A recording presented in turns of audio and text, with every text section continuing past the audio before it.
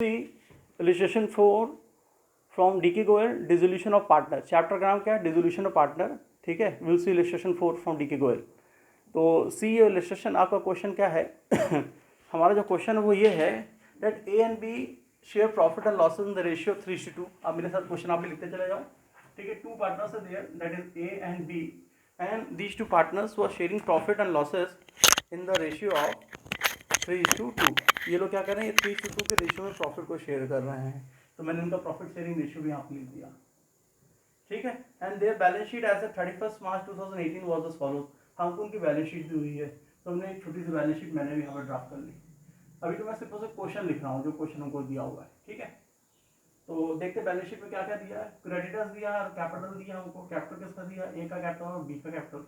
ए का capital is 1,50,000 and B का capital is 90,000 और हमारा फर्म का जो कैपिटल आ गया टोटल वो होगा 2,40,000 and we are having creditors of rupees how much 20,000। हमारे पास 20,000 रुपये क्या है? क्रेडिटर्स हैं। ऑन द असेट साइड अगर देखने को दिया यहाँ पे कैश एट बैंक, बैंक का बैलेंस दिया 7,000। साथ साथ भी आप provided with the balance of debtor less provision. Debtor को दिया 40,000, प्रोविजन को दिया 1,800 और मैंने आउटर कॉलम दिया कितना? 38,200। नेक्स्ट हमको दिया हुआ है that is stock, machinery, land and building. We are having stock worth rupees 54,800, machinery worth rupees 40,000 and land and building costing for rupees 1,20,000। इनका टोटल विल बी होमवर्क, वो आप घर पे लगा लीजिएगा टोटल। ठीक है, अब आगे देखो बैलेंस शीट के बाद हमको जो इन्फॉर्मेशन दी है हम उस इन्फॉर्मेशन देते हैं। देखो क्या बोला है, that partner decided to dissolve the firm on the above date. ठीक है, मीन्स ऑन 31 मार्च 2018 इन्होंने क्या डिसाइड किया कि फर्म को क्या करेंगे? डिसॉल्व करेंगे। And assets for realise as follows.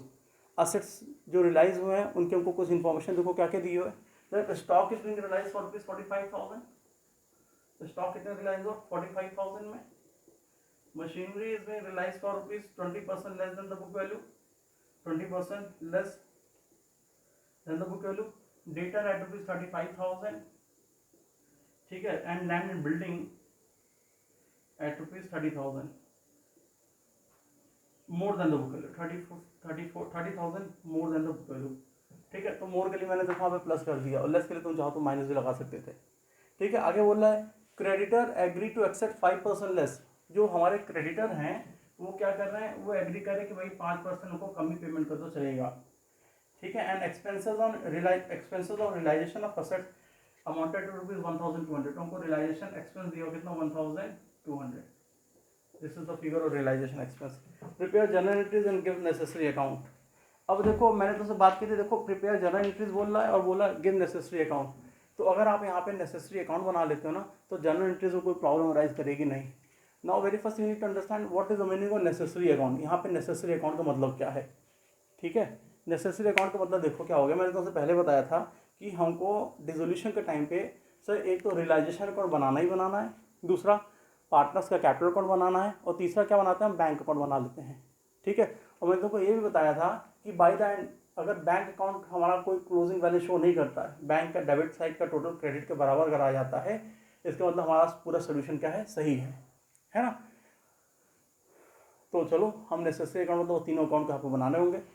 ठीक है, तो ये तुम्हारा क्वेश्चन है that A and B are partners in a firm sharing profit in the ratio 3:2। This is their balance sheet.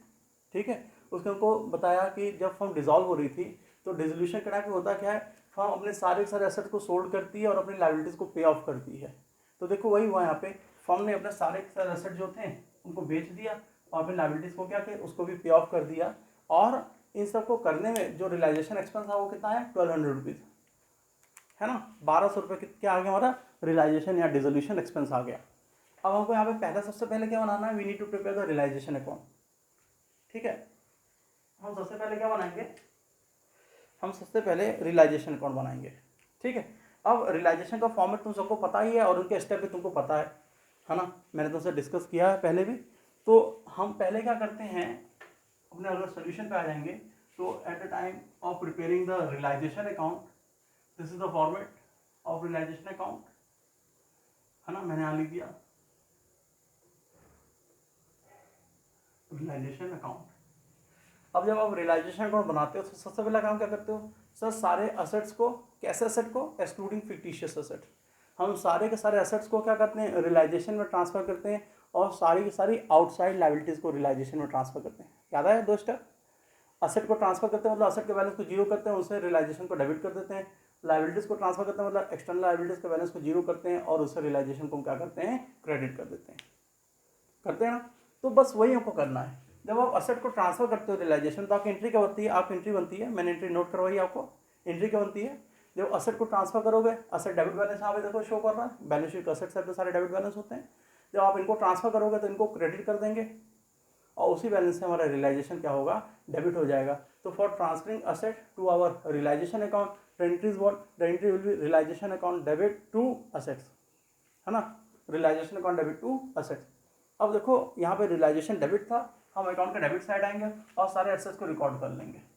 अब देखो हम कैश को रिकॉर्ड नहीं करेंगे, क्योंकि सर कैश या बैंक का जो बैलेंस है ना, ये बैंक का बैलेंस एक्चुअली, इसको हम क्या करेंगे, हम बैंक का ओपनिंग, हमको तीसरा अकाउंट एक और बनाना है, थर्ड अकाउंट, कौन सा, बैंक अकाउंट, तो ये हमारे बैंक का ओपनिंग बैलेंस हो जाएगा। बाकी सारे एसेट्स को रिकॉर्ड करते हैं। और मैंने तुमको ट्रीटमेंट पहले भी समझाया रिलेटिंग लायबिलिटीज का, जैसे डेटर के साथ हमको यहाँ पे क्या दिया, प्रोविजन फॉर डाउटफुल डेट्स। तो प्रोविजन फॉर डाउटफुल डेट्स क्या हमारी रिलेटिंग लायबिलिटी है।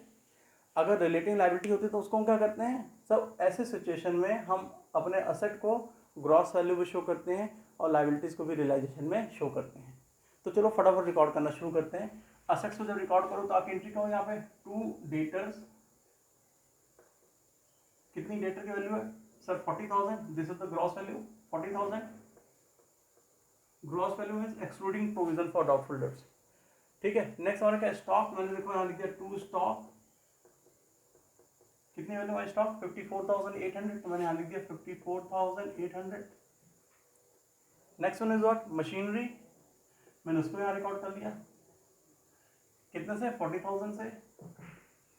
एंट्रीज जो है ना बिल्कुल अंत में देखेंगे, एंट्री तो अगर लास्ट में देखेंगे एंट्रीज तो काफ़ी आसान हो जाती है। लैंड एंड बिल्डिंग को रियलाइजेशन में ट्रांसफर करेंगे, तो मैंने यहाँ पे लिख दिया टू लैंड एंड बिल्डिंग, कितना 1,20,000। ठीक है, मैंने सारे के सारे एसेट्स को रियलाइजेशन में ट्रांसफर कर दिया, और तुमने देखा कि डेटर को हमने कैसे ट्रांसफर किया, उसकी ग्रॉस वैल्यू पे 40,000 पे। अब ये जो हमारी प्रोविजन है, ये कौन सा वैल्यू शो कर रहा है सर, आप अंडरस्टैंड करते हैं कि मैंने डेटर से लेस किया प्रोविजन को, इसका मतलब प्रोविजन शोइंग क्रेडिट बैलेंस, मतलब बैलेंस शीट की लायबिलिटी साइड पे आएगा। तो जब वो लायबिलिटीज़ को रियलाइजेशन ट्रांसफर करते हैं, तो लायबिलिटीज़ क्योंकि क्रेडिट बैलेंस शो कर रही है, इसको ट्रांसफर करना तो उसको डेबिट करेंगे, और रियलाइजेशन को क्या करेंगे, क्रेडिट करेंगे। हमारी एंट्रीज बनेगी liabilities, external liabilities account debit to realisation. Entry में रियलाइजेशन क्रेडिट है, हम अकाउंट के क्रेडिट साइड आएंगे और क्या लिखेंगे यहाँ पे, हम यहाँ लिखेंगे बाई, ठीक है, लायबिलिटीज का नाम, पहली कौन सी लायबिलिटीज हमने ट्रांसफर की, क्रेडिटर्स। कितना ट्रांसफर किया आपने क्रेडिटर का, 20,000। सर अलॉन्ग विद क्रेडिटर आपकी एक लायबिलिटी और है जो कि आपको बैलेंस शीट के एसेट साइड पे माइनस कर दिया, that is provision for doubtful dates, this is also a liability ना। तो आप इसको भी क्या करेंगे, लेस करेंगे, है ना, इसको भी क्या करेंगे आप, इसको भी आप अपने रियलाइजेशन में शो करेंगे। तो जब ये वाली लायबिलिटी को रियलाइजेशन ट्रांसफर करो तो ये भी क्रेडिट बैलेंस से शो कर रहा है ना। मैंने दोस्तों बताया कि आप प्रोविजन को डेटा से लेस करके शो कर दें, बैलेंस शीट की लायबिलिटी साइड पे शो कर दो, बात तो एक ही है।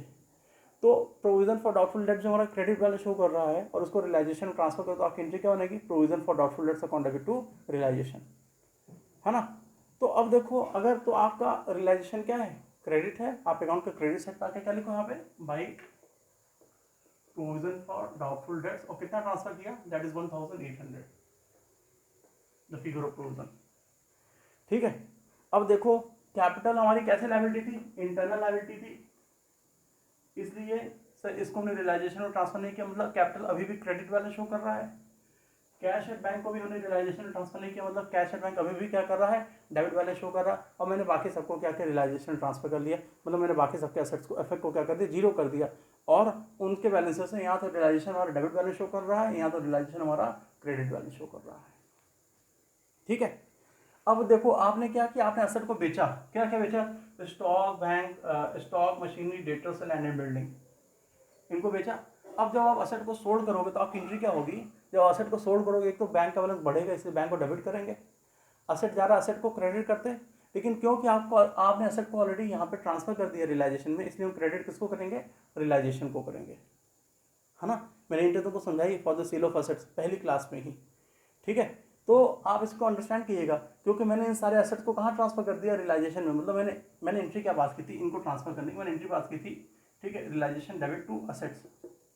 यहाँ पे असेट सारे डेबिट है, मैंने एंट्री में क्रेडिट किया, उसका इफेक्ट होकर निल, और उसकी वजह से क्या हो रहा है, realisation start to show the debit balance, है ना। तो अब क्योंकि आपने असेट को ऑलरेडी जीरो कर दिया है और उनके बेसिस पे रियलाइजेशन डेबिट बैलेंस शो कर रहा है, तो जब आप असेट को सोल्ड करते हो तो आप एंट्री क्या करोगे, आप एंट्री करोगे bank account debit to realisation, ठीक है। क्रेडिट तो करना था असेट को, लेकिन क्योंकि असेट ऑलरेडी क्रेडिट हो चुका है, ठीक है, यहाँ पे डेबिट असेट था, यहाँ पे असेट क्रेडिट इफेक्ट निल हो गया, और इसकी जगह हमने किसको डेबिट किया है, इसकी जगह हमने रियलाइजेशन को डेबिट किया हुआ है, इसलिए हम क्रेडिट किसको करेंगे, रियलाइजेशन को करेंगे, और असेट को सोल्ड करने की एंट्री हमारी क्या होगी, bank account debit to realisation, ठीक है। अब देखो आप बार बार असेट को सोल्ड कर रहे हो, है ना। एक बार आपने स्टॉक को बेचा, जब आपने स्टॉक को सोल्ड किया तो आप यहाँ पे एंट्री पास करोगे, है ना, bank account debit to realisation, stock sold, ठीक है, 45,000, है ना। फिर आपने मशीन बेचा, फिर आप लिखोगे bank account debit to realisation, ठीक है, 20% लेस, तो मशीन 40,000 की, तो इसका 20% मीन्स 8,000 हो जाएगा, तो मतलब मशीन बिकी कितने में, 32,000 में, 32,000। फिर आपने डेटर्स से रियलाइज किया कितना, 35,000, तो आप एंट्री करोगे फिर bank account debit to realisation कितना, 35,000।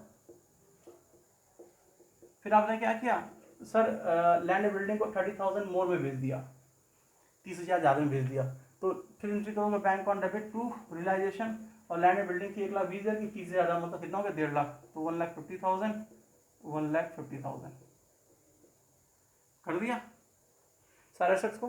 तो आप ये सेपरेट बार बार एंट्री पास करो, bank account debit to realisation, bank account debit to realisation, इससे बेहतर क्या होगा, एक कंबाइंड एंट्री पास करो ना सबकी।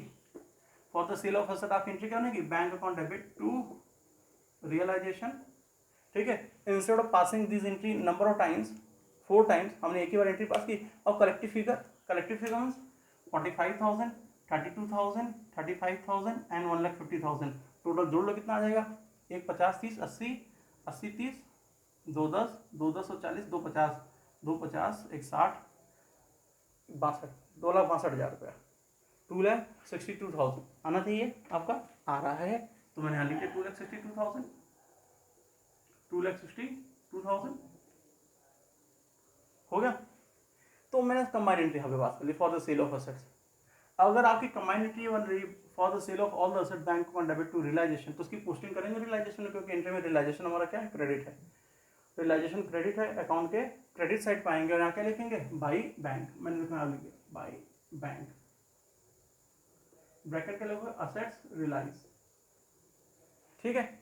अब डायरेक्ट यहाँ पे फिगर लिख दो 2,62,000, लेकिन बेहतर क्या होता है, बेहतर ये होता है, ठीक है, तुम चाहो तो डायरेक्ट ऑटो काउंट लिख दो 2,62,000, लेकिन बेहतर क्या है कि आप शो कर दो कि आपने जब बाई बैंक करके असेट को बेचा तो कौन कौन सा असेट को बेचा, ठीक है। आप इनर कॉलम उसकी वर्किंग शो कर दो कि आपने स्टॉक को बेचा कितने में, कितने बेचा आपने स्टॉक को, 45,000 बेचा, ठीक है। आपने मशीनरी को बेचा कितने में, 20% लेस, 20% लेस में कितने, 32,000 में बेचा मशीन को।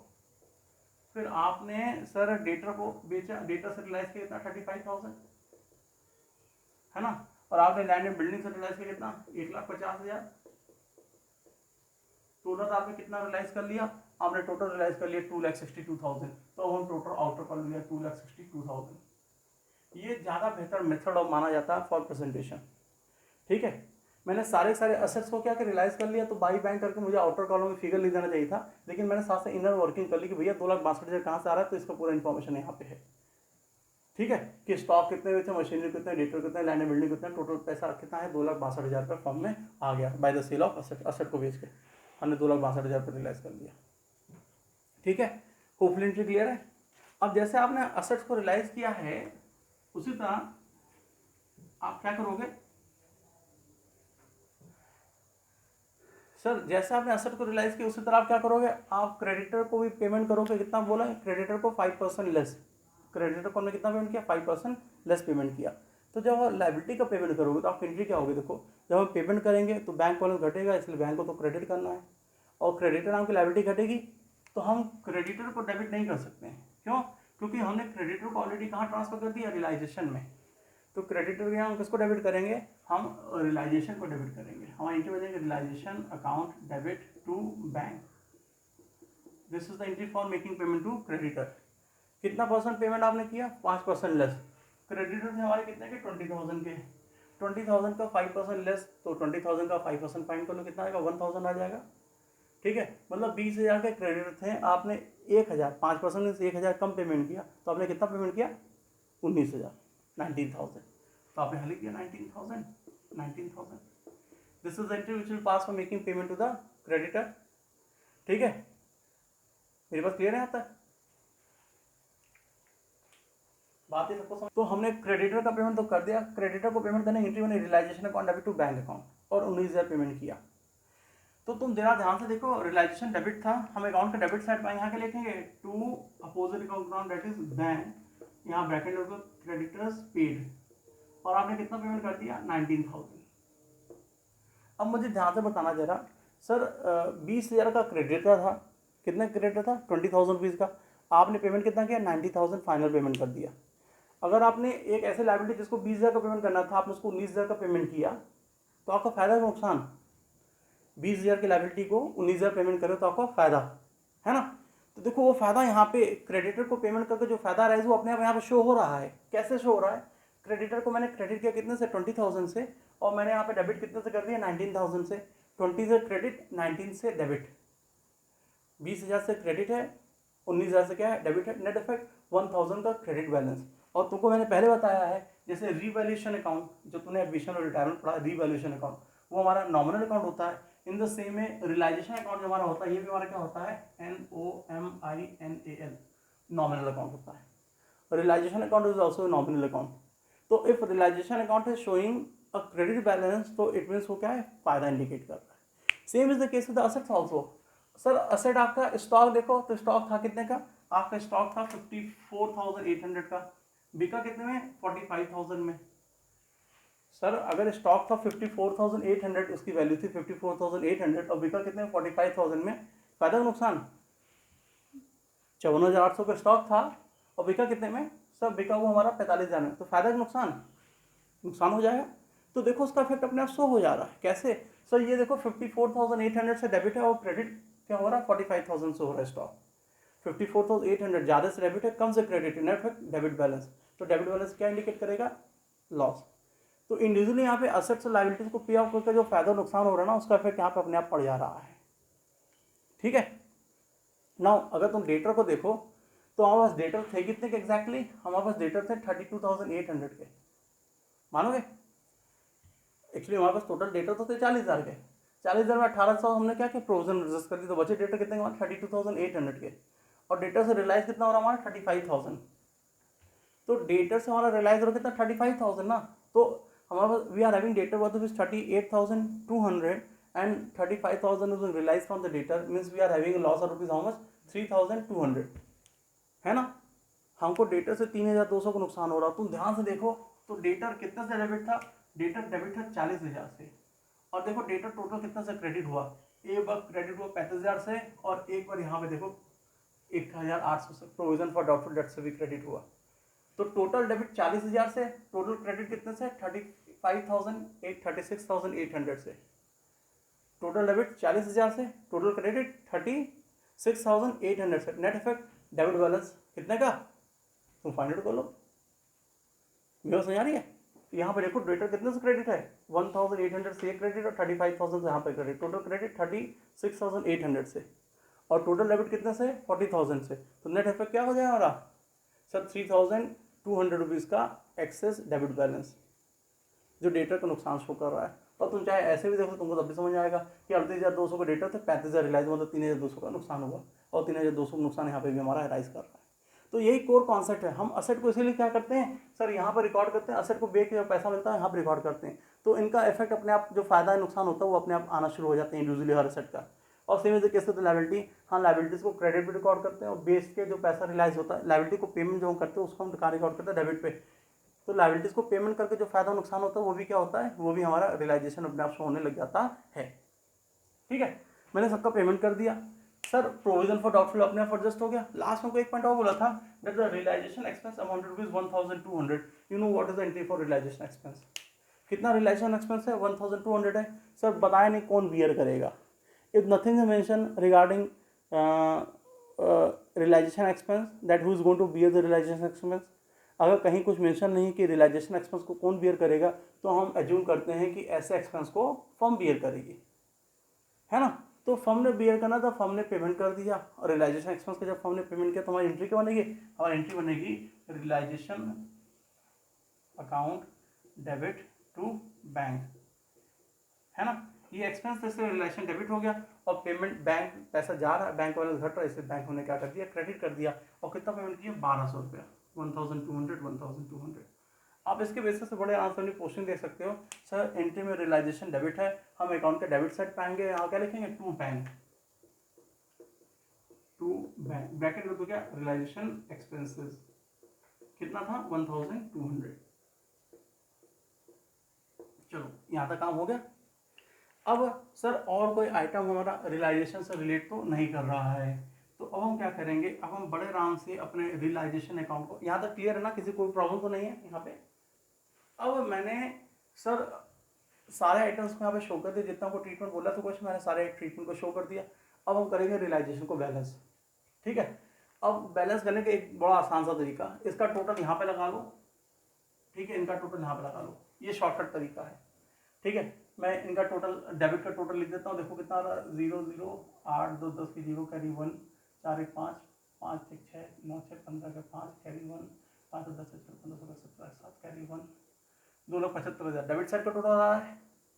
और क्रेडिट साइड का टोटल देखो कितना आ रहा है सर? 0 0 8 है ना, 2 1 3 6 7 8 2 2,83,800, ठीक है। तो मैंने क्या किया? टोटल यहाँ पे लग दिया। डेबिट साइड का टोटल 2,75,000 आ रहा है, क्रेडिट साइड का टोटल 2,83,800 आ रहा है। Which side is heavier? Sir debit side is heavier ना, sorry credit side is heavier, मतलब प्रॉफिट हुआ, ठीक है। तो मैंने इसको क्या किया? क्रेडिट टोटल को दोनों साइड लिख दिया। बैलेंसिंग करने तुमको आती है ना, जैसे तुम बैलेंसिंग करते हो हम बैलेंसिंग करने जा रहे हैं। क्रेडिट साइड हैवियर है, तो मैंने क्रेडिट साइड को दोनों साइड लिखा 2,83,800 2,83,800।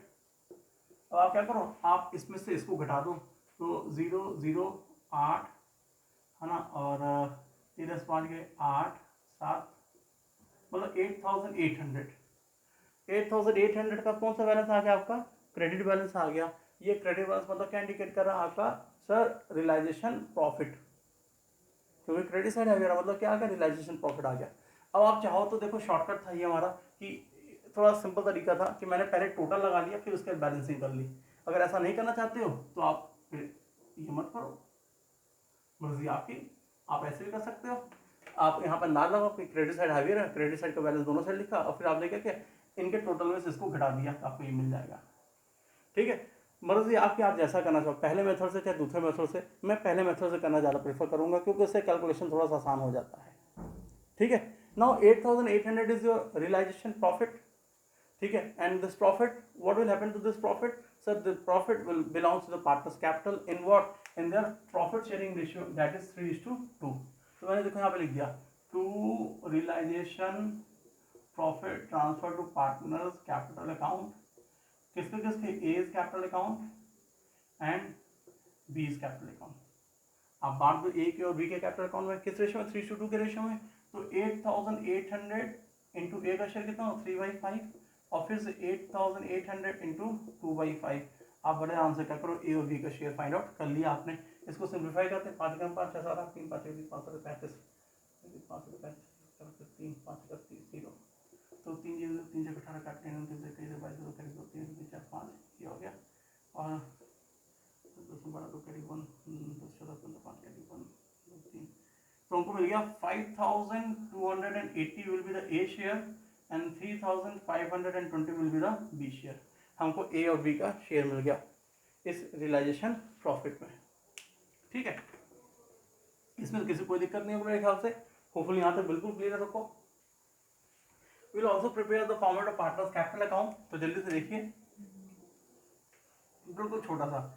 इस फॉर्म में कितने पार्टनर हैं? 2 पार्टनर, तो यहाँ पे अमाउंट के 2 कॉलम हो जाएंगे, ठीक है। मैंने यहाँ पे वही काम कर लिया, 2 कॉलम कर लिया, ठीक है।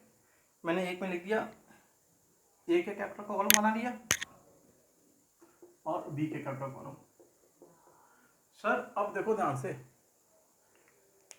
सर मैंने यहाँ पे इस लायबिलिटी को तो रियलाइजेशन में ट्रांसफर कर लिया, मतलब इस लायबिलिटी का बैलेंस जीरो हो गया है, और मैंने इन असेट्स को भी ट्रांसफर कर दिया, मतलब इन असेट्स का बैलेंस भी जीरो हो गया। बचा खाली 2 था, एक कैपिटल एक बैंक। चलो कैपिटल का इफेक्ट को जीरो करते हैं। कैसे जीरो करेंगे? सबसे पहले हम कैपिटल को ओपनिंग बनाते हैं। मैंने बना लिया ओपनिंग। ओपनिंग कहाँ लिखेंगे? डेबिट साइड की credit side? Yes, very good, credit side लिखेंगे। क्यों क्रेडिट साइड लिखेंगे? क्योंकि सर कैपिटल इज लायबिलिटी, है लायबिलिटी ओपनिंग बैलेंस हमेशा कहाँ होते हैं? क्रेडिट साइड पर आते हैं। तो मैंने देखो यहाँ लिखा बाई बैलेंस बीडी। ए का capital is how much? That is given 1,50,000 and B का capital is how much? B का capital is also given, that is 90,000, है ना। तो मुझे ए और बी का कैपिटल मिल गया, मैंने लिख दिया ए और बी का capital. After writing the figure of A's and B's capital, A और बी के कैपिटल को लिखने के बाद अब नेक्स्ट स्टेप क्या था? बैलेंस शीट की स्कैनिंग। भाई क्यों करोगे बैलेंस शीट की स्कैनिंग? आप बैलेंस शीट की स्कैनिंग करेंगे so as to find the figure of accumulated profit और लॉसेस, फिक्टिशियस असेट्स या एक्यूमुलेटेड प्रॉफिट, जब कोई आपको कोई दिया हुआ नहीं है। ना तो आपको लायबिलिटी साइड को एक्यूमुलेटेड प्रॉफिट दिया, reserve, general reserve, workman compensation fund कुछ दिया हुआ नहीं है, और असेट साइड को आपको एक्यूमुलेटेड लॉस भी दिया हुआ नहीं है। तो ठीक है, तो नेक्स्ट स्टेप क्या करेंगे? अब देखो सर, ऐसा कोई एंट्री बताओ जहाँ पे पार्टनर्स का कैपिटल अफेक्टेड हो रहा हो। मुझे तो दिख रही है, अगर आपको भी दिख रहा तो बता दो। एक एंट्री तुम ध्यान से देखो, जब रियलाइजेशन प्रॉफिट हुआ था तो आप एंट्री पास की होगी क्या? Realisation account debit to A's capital account to B's capital account, है ना। आपने क्या किया? आपने एंट्री पास की realisation account debit to A's capital account to B's capital account, मतलब आपने रियलाइजेशन प्रॉफिट को पार्टनर्स के कैपिटल में ट्रांसफर कर दिया, है ना। एंट्री क्या बनी? Realisation account debit to A's capital to B's capital. Realisation में पोस्टिंग तो ऑलरेडी हो गई है, लेकिन क्योंकि आप ए और बी का कैपिटल बनाना है, इसलिए ए और बी के कैपिटल में पोस्टिंग होगी। ए और बी का कैपिटल एंट्री में क्रेडिट था, हम अकाउंट के क्रेडिट साइड पे आएंगे, यहाँ क्या लिखेंगे? बाई रियलाइजेशन अकाउंट, ठीक है। पूरा तमीज से लिख देंगे हम, ब्रैकेट लिख दो क्या? प्रॉफिट, बढ़िया से। तो इस रियलाइजेशन प्रॉफिट में what is the A share? A share is 5,280 and B का शेयर कितना है? 3,520। तो हमने रियलाइजेशन प्रॉफिट में ए और बी का शेयर दे दिया। अब और कोई बताओ फिगर जिसमें पार्टनर्स का कैपिटल अफेक्टेड हो रहा हो, कोई एंट्री ऐसी? अब सर ऐसी कोई भी एंट्री नहीं है जिसमें पार्टनर्स का कैपिटल अफेक्टेड हो रहा हो, तो हम क्या करेंगे? हम पार्टनर्स के कैपिटल को करेंगे बैलेंस, ठीक है। कर लो जल्दी से बैलेंस। तो जब मैंने बैलेंस कर लिया तो यहाँ पे ए का capital is showing a credit of 1,55,280 and B का capital is showing a credit of 93,520। मैंने यहाँ पे लिख दिया 1,55,280 एंड 93,520 आया। और ये जो क्रेडिट बैलेंस आ रहा है, ए का capital showing credit of 1,55,280 and B का कैपिटल शोइंग क्रेडिट ऑफ, भैया डेबिट साइड कोई फिगर नहीं, तो मतलब ये क्रेडिट बैलेंस आ रहा है 93,520, बी का कैपिटल शोइंग। तो since it is a time of dissolution, ये डिसोल्यूशन का टाइम था, इसलिए हम इसको क्या करेंगे? पेमेंट। ये क्रेडिट बैलेंस है ना, अब ध्यान से देखना, ए का कैपिटल इतना क्रेडिट, बी का कैपिटल इतना क्रेडिट बैलेंस शो कर रहा है। इसका जब पेमेंट करेंगे तो ए और बी की कैपिटल लायबिलिटी खत्म हो जाएगी। भैया जब पार्टनर फर्म क्या करेगी? पार्टनर को पेमेंट कर देगी, तो कैपिटल की लायबिलिटी खत्म हो जाएगी।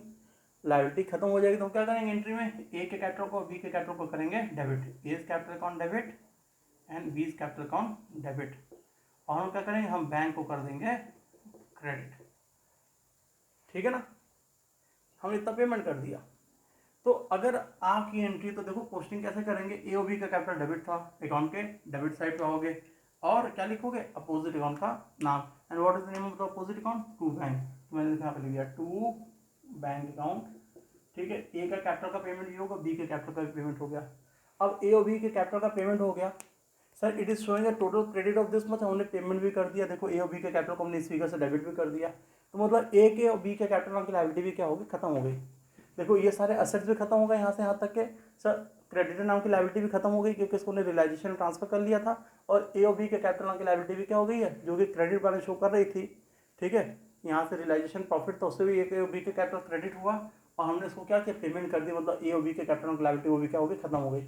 अभी सिर्फ एक आइटम बचा हुआ है जो कि डेबिट बैलेंस शो कर रहा है, गेस करना चाहोगे तो बता दो जल्दी से, अभी कौन सा आइटम बचा है ना। तो मैं ये कह रहा हूँ कि ठीक है, बैंक का बैलेंस आपने कहा सर अभी डेबिट बैलेंस शो कर रहा है, तो सर विश्वास मानो बैंक वाले से डेबिट बैलेंस शो कर ही नहीं रहा है। ओरली करके तुमको दिखाता हूँ, ठीक है, पहले ओरली देख लो। बैंक अभी यहाँ पे डेबिट कितने से था सर, बैंक डेबिट था 7,000 रुपीज से, ठीक है। फिर देखो कहीं बैंक और भी डेबिट हुआ क्या सब, फिर यहाँ पे देखो हमारे बैंक इस एंट्री में डेबिट हुआ, बैंक अकाउंट डेबिट हुआ, रियलाइजेशन कितने डेबिट हुआ 2,62,000 से यहाँ पे डेबिट होगा, ठीक है। फिर बैंक कहीं क्रेडिट हुआ क्या सर, ये देखिए realisation account debit to bank, जब हमने क्रेडिटर को पेमेंट किया तो बैंक क्रेडिट हुआ कितने से 19,000 से, एक बार क्रेडिट हुआ। जब हमने रियलाइजेशन एक्सपेंस को पेमेंट किया तो बैंक फिर क्रेडिट हुआ 1,200 से, ठीक है। और फिर जब आपने ए और बी को कैपिटल का पेमेंट किया तो फिर से बैंक क्रेडिट हुआ था, एक बार कितना से क्रेडिट हुआ 1,55,280 से, और एक बार क्रेडिट हुआ 93,520 से, मानोगे। तो बैंक टोटल कितने से डेबिट था, देखो 7,000 से यहाँ डेबिट था, फिर जब पैसा आया असेट को बेच के तो उससे बैंक डेबिट हो गया, टोटल बैंक कितने से डेबिट हो गया 0,0,0,6,7,8,9,6,2 2,69,000 से बैंक टोटल डेबिट हो गया। और जब पैसा गया तो बैंक क्रेडिट होता है, देखो जब क्रेडिटर को पेमेंट किया तब बैंक क्रेडिट हुआ, रियलाइजेशन एक्सपेंस को पेमेंट किया तब बैंक क्रेडिट हुआ, ए और बी के कैपिटल को रिफंड किया तभी बैंक हमारा क्या हुआ क्रेडिट हुआ। आपको एंट्री बनाने तो आती है, आप एंट्री समझ लो, realisation account debit to bank, realisation account debit to bank, और यहाँ पे A capital account debit, B capital account debit to bank, मैंने एंट्री भी बना के दिखाई हुई थी, ठीक है। तो बैंक टोटल देख लो जरा भाई साहब कितने से क्रेडिट हुआ, 0 8 2 10 की 0 कैरी 1, ठीक है, 2 2 4 1 5 5 10 की 0 कैरी 1, है ना, 9 10 10 1 11 11 5 16 16 3 19 9 कैरी 1, 9 10 10 15 16 की 6 कैरी 1, 2,69,000 से क्रेडिट। तो बैंक जितने से डेबिट हुआ उतने से क्या हो गया, बैंक क्रेडिट भी हो गया, मतलब बैंक बैलेंस क्या हो गया, जीरो ऑलरेडी हो चुका है। मैं यही कह रहा हूँ this is the time of dissolution, और डिसोल्यूशन के टाइम में हमारा फोकस क्या होता है, हमारा फोकस होता है ये सारे असेट्स और लायबिलिटीज के बैलेंस को क्या कर दो, जीरो कर दो, हमने जीरो कर दिया, ठीक है। अब जो हमने यहाँ पे rough work, this is not the fair work, ये तो तुमको खाली समझाने के लिए मैंने दिखा दिया, हम इसको ऐसे करेंगे नहीं, हम इसको कैसे करेंगे, बैंक अकाउंट बना के करेंगे, बकायदा बैंक अकाउंट बनाएंगे। बैंक अकाउंट बनाना तुमने क्लास 11 में सीखा था, जब तुम कैश बुक पढ़ रहे थे तो तुमने वहाँ पे पढ़ा था कैश बुक बनाना हैविंग कैश कॉलम, और कैश बुक बनाना हैविंग बैंक कॉलम। तो वही जो कैश बुक तुम बनाते थे बैंक कॉलम वाली ने, वही क्या तुम्हारा बैंक अकाउंट है। अब तुम उस कॉन्सेप्ट को फॉलो कर लो, यहाँ तुम्हारे पास एंट्री तो सारी एंट्रीज बनी पड़ी हैं, उन एंट्री के बेसिस पे क्या करो, बैंक अकाउंट बना लो अपना। बैंक अकाउंट एक लेजर अकाउंट है, ठीक है। शुरुआत कैसे करेंगे, श्री गणेशाय नमः, है ना शुरुआत कैसे करेंगे सर, शुरुआत तो करेंगे सर ओपनिंग बैलेंस से, और ओपनिंग बैलेंस देखो हमको यहाँ पे दिया हुआ, कितना दिया हुआ 7,000, तो मैंने देखो यहाँ लिख दिया टू बैलेंस बीडी कितना 7,000, मैंने ओपनिंग बैलेंस लिख दिया, टू बैलेंस बीडी 7,000। उसके बाद जब असेट को सोल्ड किया तो एंट्री क्या होने की, bank account debit to realisation. अच्छा बैंक बीटी डेबिट साइड क्यों लिखा, मे भी क्वेश्चन राइज कर सकता है कि ओपनिंग बैलेंस डेबिट साइड क्यों लिख रहे हो आप, तो the answer is very simple ना यार, कि सर बैंक क्या है, असेट है, and you know that assets के ओपनिंग बैलेंस हमेशा क्या होते हैं, डेबिट होते हैं। आपको याद रखना, लाइबिलिटीज के ओपनिंग बैलेंस हमेशा क्रेडिट होते हैं, और असेट के ओपनिंग बैलेंस हमेशा क्या होते हैं, डेबिट होते हैं। तो ठीक है, ओपनिंग बैलेंस डेबिट तो मैंने यहाँ पे लिख दिया, पहला काम।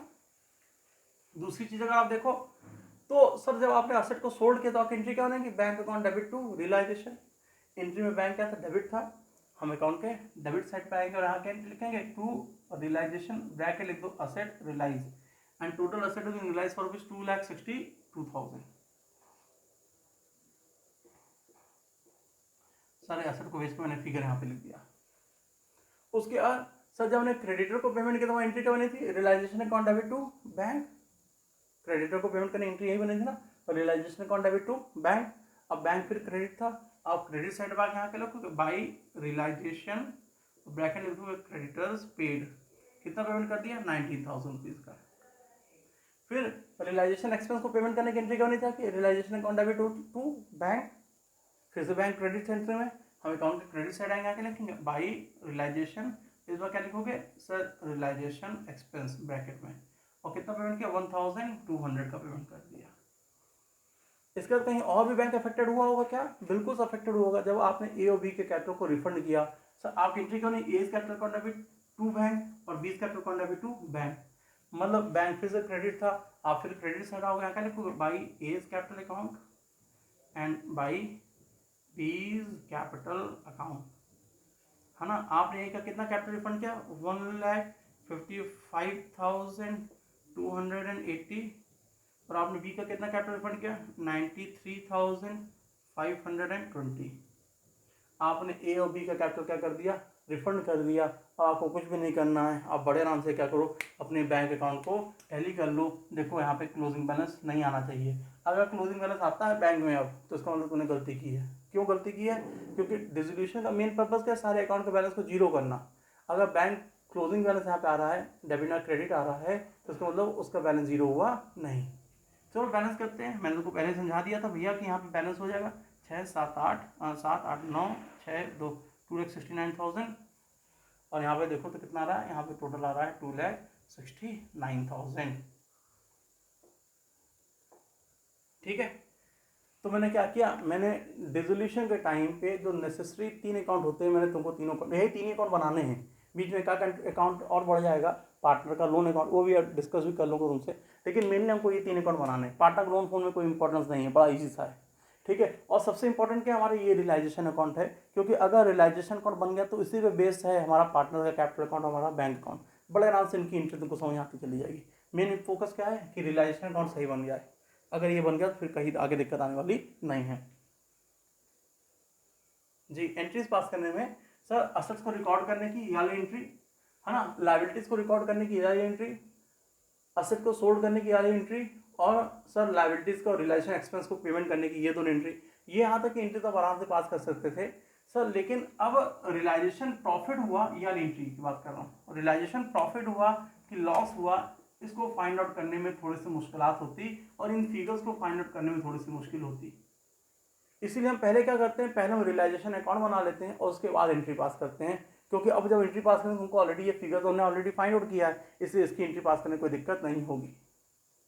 ठीक है, पार्टनर्स कैपिटल तो उन्होंने ऑलरेडी बनाए हुए तो इसकी बेसिस में एंट्री पास करने में कोई दिक्कत आएगी नहीं। बैंक अकाउंट बनाए हुए तो ऑलरेडी आराम से एंट्री पास हो जाएगी, कोई दिक्कत नहीं आने वाली है। होपफुल में बस क्लियर है। तो एंट्रीज अगर पास करनी है तो चलो शुरुआत करते हैं एंट्री पास करने की। अब मैं अपना क्वेश्चन वाला पोर्शन यहाँ से वाइप कर देता हूँ। ठीक है,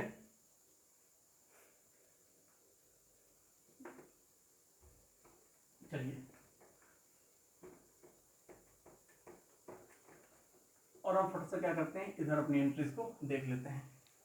अब एंट्रीज में सबसे पहले असेट्स को रिकॉर्ड करना था, तो एंट्री तुमको दिख रही है असेट को रिकॉर्ड करना। रियलाइजेशन एक बेसिक चीज याद रख लो कि जब भी आपको किसी भी लेजर अकाउंट से एंट्री पास करनी है तो हमेशा इनको डेबिट, इनको क्रेडिट, इनको डेबिट, इन सबको क्रेडिट करते हैं।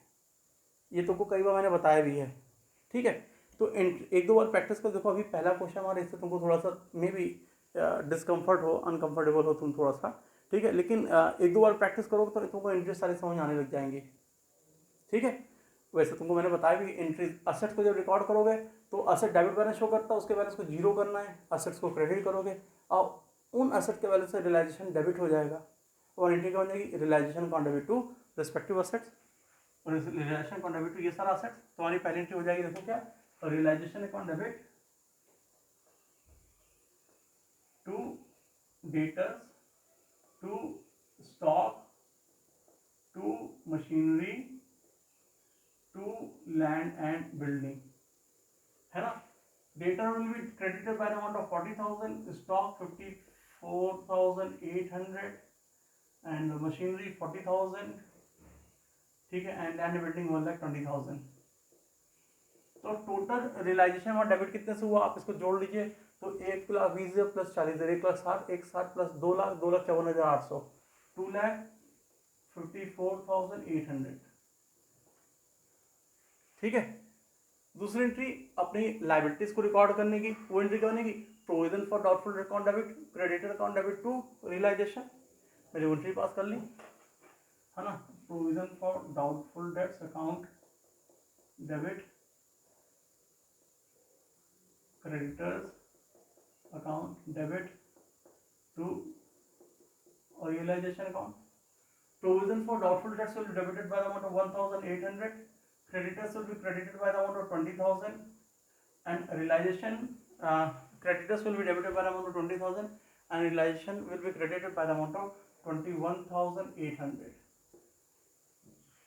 ठीक है, अब नेक्स्ट एंट्री क्या करेंगे, असेट्स को सोल्ड करने की, असेट्स को बेचने की एंट्री। वही है, तुम हायरार्की चेंज भी कर सकते हो, लेकिन हम इसी पैटर्न को फॉलो करते हैं। पहले असेट्स रिकॉर्ड करते हैं, फिर लायबिलिटीज रिकॉर्ड करते हैं, फिर असेट्स को बेचते हैं, फिर लायबिलिटीज का पेमेंट करते हैं, और फिर रियलाइजेशन ट्रांसफर, रियलाइजेशन प्रॉफिट जो आता है उसको ट्रांसफर करने की एंट्री कर लेते हैं। ठीक है, तो अब आप नेक्स्ट एंट्री करोगे असेट्स को रिकॉर्ड करने की, बेचने की, सेल करने की, रियलाइज करने की, आपकी एंट्री क्या बनेगी, bank account debit to realisation. मैं यहाँ इधर लिख दे रहा entry, bank account debit to realisation. Asset बेच के टोटल कितना पैसा है, 2,62,000, 2,62,000 मैंने वो एंट्री लिख दी। ठीक है, अब सर असेट को रियलाइज करने के बाद अब हम क्या करेंगे, सर लायबिलिटीज को पे ऑफ करने की एंट्री करेंगे। सर आपने किस लायबिलिटीज को पे ऑफ किया, क्रेडिटर को आप एंट्री करें bank account, sorry realisation account debit to bank. ठीक है, तो मैंने यहाँ देखो लिख दिया for making payment of creditor. चाहो तो दोनों एंट्री, लेकिन अलग अलग पास करो। पहली वाली entry realisation account debit to bank, narration जो से क्रेडिटर्स पेड, आपने कितना पेमेंट किया 19,000, तो मैंने यहाँ लिख दिया 19,000। एक एंट्री और आप बनाओगे फॉर मेकिंग पेमेंट और रियलाइजेशन एक्सपेंसेस, कितना एक्सपेंस था आपका 1,200, तो उसकी एंट्री क्या बनेगी, realisation account debit to bank. मैंने वो एंट्री भी लिख दी यहाँ पे फिर से।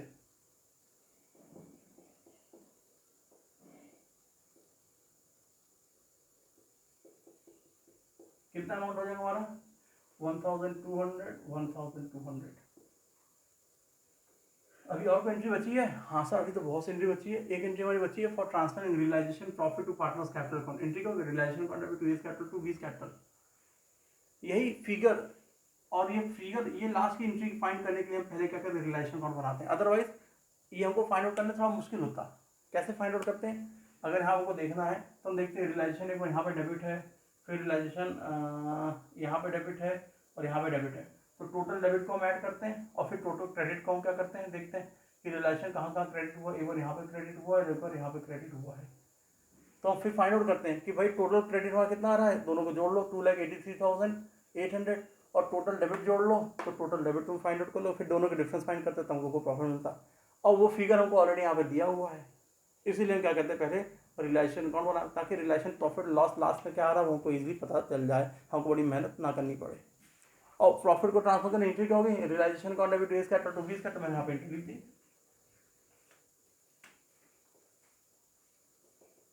Account debit to A's capital and to B's capital.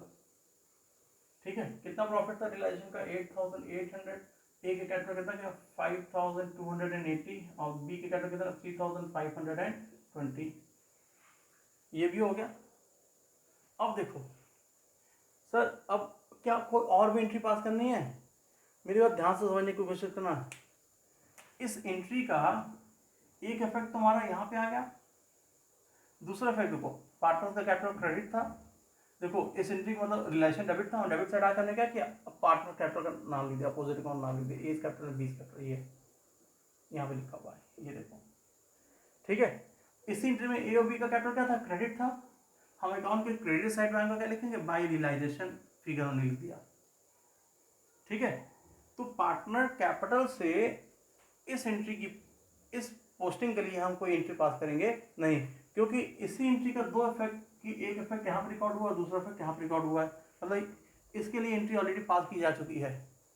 Partners capital से सिर्फ सब एक एंट्री करेंगे for making payment of partners capital, वो हमारी एंट्री ये है। हमारी एंट्री क्या बनेगी, हमारी एंट्री बनेगी A's capital account debit, B's capital account debit to realisation. A का capital debited by the amount of 1,55,280 and B का capital debited by the amount of 93,520 हो जाएगा। और टोटल क्रेडिट कितने से हो गया, आप जोड़ के इसको बड़े आराम से फाइंड आउट कर सकते हैं। कितना आ जाएगा हमारा, हम जोड़ लेते हैं इसको, 0 8 2 0 करीबन 5 1 6 7 8 5 3 8 ना, हाँ 0 8 2 0 5 6 7 3 8 9 5 13 9 5 13 करीबन 2,38,800। ठीक है, टाटा के कैपिटल पेमेंट की उसकी यहाँ पास कर ली, इसमें कोई दिक्कत नहीं है। अब तुम कहो सब बैंक अकाउंट से भी एंट्री बनेगी, तो तुम ध्यान से मेरी बात देखो, सब बैंक अकाउंट की जितनी एंट्री हो सब ऑलरेडी बन चुकी है। ये तो सर जैसे ये देखो, realisation account debit to bank for making payment of creditor, उसकी एंट्री ऑलरेडी बन चुकी है। जो हमने क्रेडिटर का पेमेंट किया उसकी एंट्री ये देखो 19,000 से बनी हुई है, तो उसी की पोस्टिंग हमने यहाँ पे की हुई है। रिलेशन एक्सपेंस की एंट्री वो ऑलरेडी बनी हुई है, देखो realisation expense account debit to bank, ये हमने ऑलरेडी पास की हुई है। ठीक है, ए और बी को पेमेंट करने की एंट्री हमने ऑलरेडी यहाँ पे देखो पास की हुई है, उसी की पोस्टिंग यहाँ पे आ रही है, इसका सेकंड इफेक्ट। ठीक है, मेरे को समझ आ रही है? तो आपको इस चीज़ को अंडरस्टैंड करना है। ठीक है, तो ये हमारी नेसेसरी एंट्रीज थी जो हमको पास करनी थी, हमने वो सारी एंट्रीज अपनी पास कर ली। और तुम चाहो तो यहाँ पे देख लो, हमारे सारे अकाउंट जो हैं उनके बैलेंसेस क्या हो गए,